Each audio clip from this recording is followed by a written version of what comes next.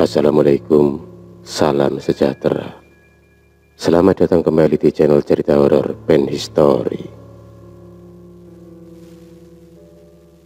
Jumat 28 April 2023. Hari itu Pramono sangat antusias dalam menyambut pagi, karena hari itu adalah hari yang sudah ditunggu-tunggunya untuk berkumpul dengan sanak saudaranya di kampung. Pramono yang kebetulan bekerja sebagai seorang abdi negara mengharuskannya harus siap dan mau menerima cuti tahunan kapanpun waktunya. Meski lebaran sudah 1 minggu yang lalu, tapi Pramono sudah sangat tak sabar untuk pulang kampung. Kampung halaman yang sudah 3 tahun tak dikunjunginya itu menyimpan begitu banyak cerita indah di masa kecilnya. Pramono dan istrinya dan kedua anaknya berangkat dengan sukacita. Banyak rencana-rencana yang mereka obrolkan di dalam mobil. Tak terasa, setelah 9 jam perjalanan, akhirnya mereka sampai juga di pertigaan desanya. Suasana desa yang asri masih sama seperti dengan suasana panorama sewaktu kecil. Hanya saja sekarang banyak bangunan di kiri dan kanan jalan. Anak sulung Pramono terlihat bahagia dan sangat ceria di dalam mobil. Hingga kejadian apes dialami oleh Pramono. Ban mobil yang ditumpanginya kini mengalami kebocoran. Dan sialnya, bengkel mobil masih sangat jauh di desa tersebut. Terik mentari begitu terasa menyengat di ubun-ubun. Hampir 1 jam lebih, mereka belum mendapatkan pertolongan dari seseorang. Keadaan semakin genting saat anak bungsunya Pramono yang masih berusia 5 bulan rewel menangis tak henti-hentinya, dan parahnya lagi tak ada tempat untuk berteduh. Melihat kondisi anaknya yang mulai kepanasan dan mulai tak nyaman itu, akhirnya bapak dua anak tersebut memutuskan untuk mencari tempat untuk berteduh. Dan setelah berjalan 1,5 meter, tampaklah pohon beringin yang begitu lebat tampak dari kejauhan. Langkah kaki agak dipercepat. Sesampainya di bawah pohon beringin tersebut, sang istri segera menyusui anaknya. Angin sepoi-sepoi sejenak melelapkan kedua anaknya dan sedikit menghilangkan rasa capek yang melandanya.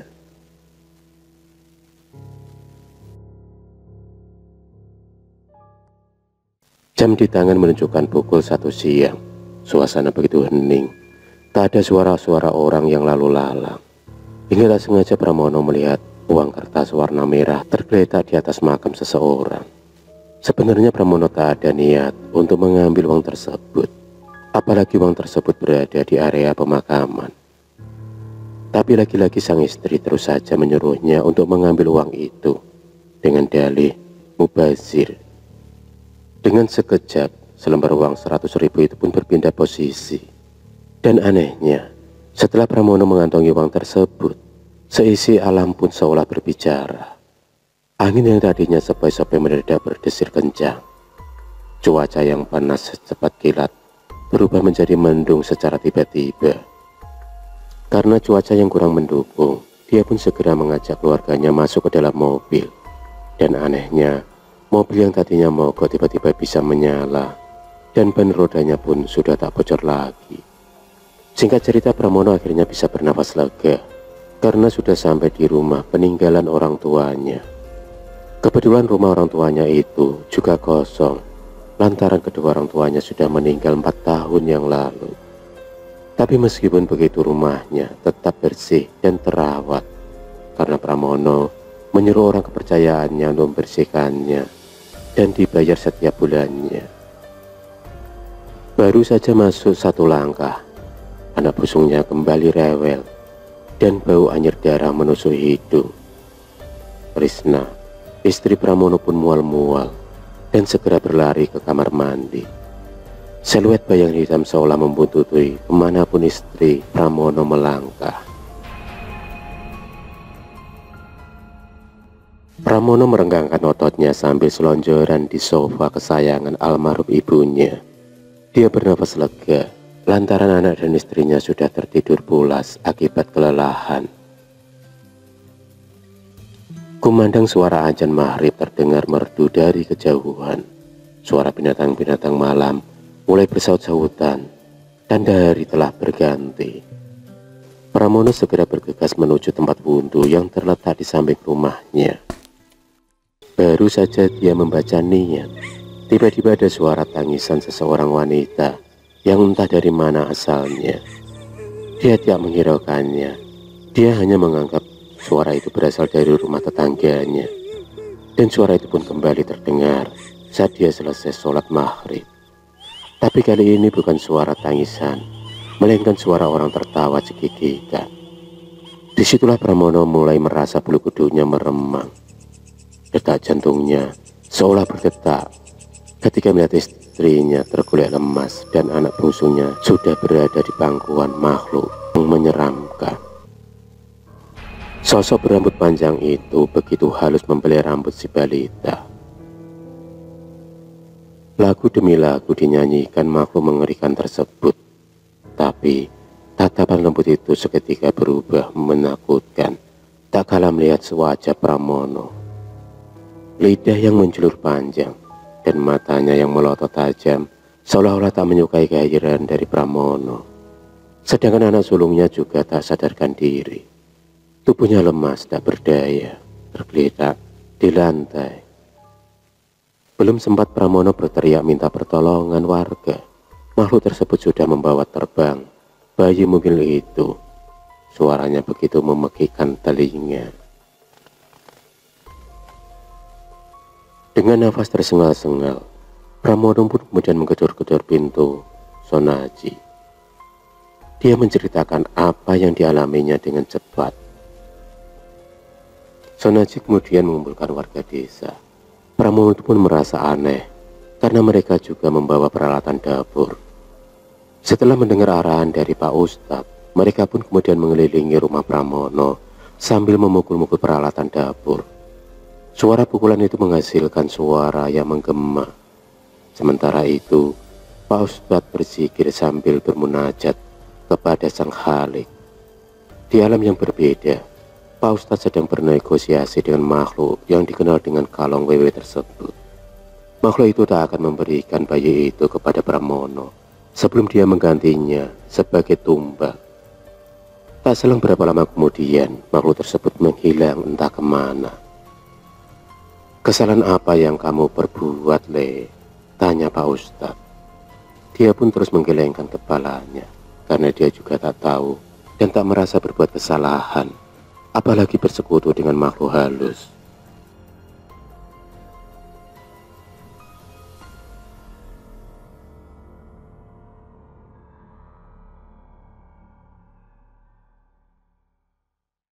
Pramono seperti orang yang kehilangan kesadaran.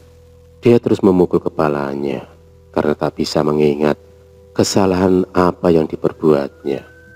Hingga dia pun teringat uang 100.000 yang dia ambil dari tanah kuburan. Tapi Pramono kaget karena selembar uang tersebut berubah menjadi daun kering. Dia pun menunjukkan dan menceritakannya kepada Pak Ustadz. Sambil mangguk-mangguk, Pak Ustadz kemudian memintanya segera diantarkan ke tempat asal mula uang tersebut. Sesampainya di lokasi, para warga saling mengangguk dan berbisik, seolah tahu kemana arah bayi Pramono dibawa lari. Makam keramat yang dikenal angker itu memang menyimpan banyak misteri. Bahkan, tak ada yang berani melintas di sekitar lokasi tersebut, melintas saat maghrib tiba. Pak Ustadz kemudian menjelaskan kalau Pramono secara tidak langsung telah melakukan perjanjian dengan jin penghuni makam tersebut. Segala cara dilakukan untuk memperdaya manusia agar bisa masuk ke dalam perangkapnya. Lalu apa yang harus saya lakukan, Pak Ustadz? Tanya Pramono dengan tubuh gemetaran. Ada ritual khusus untuk memanggil kalong wewe. Para warga kemudian terus memukul-mukul kentongan dan alat dapur. Dari atas pohon beringin yang lebat itulah tampak kalong wewe tersebut bertengger. Dia seolah tak terima oleh suara gaduh yang dibuat oleh para warga. Dia pun kemudian menjulurkan tangannya hingga mencekik leher Pak Ustadz. Semakin kencang Pak Ustadz meronta, semakin kencang suara kentongan yang dipukulkan oleh warga. Mulut Pak Ustadz terus saja berzikir. Tasbih di tangannya tak berhenti bergerak, hingga kalau wewe tersebut merasa kepanasan, dia pun akhirnya menghilang. Sementara itu di rumah Pramono, ada seorang dukun bayi yang membantu menyediakan sajen, menolak balak, dan juga bedongan nantinya untuk membedong bayi Pramono. Tak lupa, lingo blengke disediakan di sana. Setelah beberapa jam kemudian, akhirnya tangisan suara bayi itu pun terdengar. Terlihat tergeletak dan tubuhnya kurus seolah tak ada asupan gizi yang masuk ke dalam mulutnya. Semua warga mengucap bersyukur alhamdulillah atas kembalinya bayi tersebut. Terlebih pada keluarga Pramono yang tak hentinya bersujud syukur mengucap rasa syukur. Libur lebaran yang indah berubah menjadi mencekam.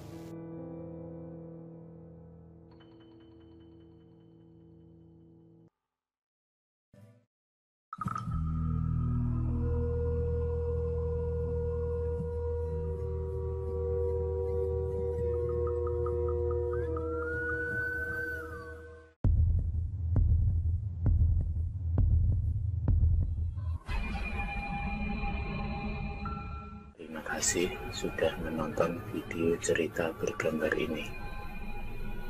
Klik subscribe untuk terus mendapatkan video-video cerita bergambar selanjutnya. Semangat berkarya.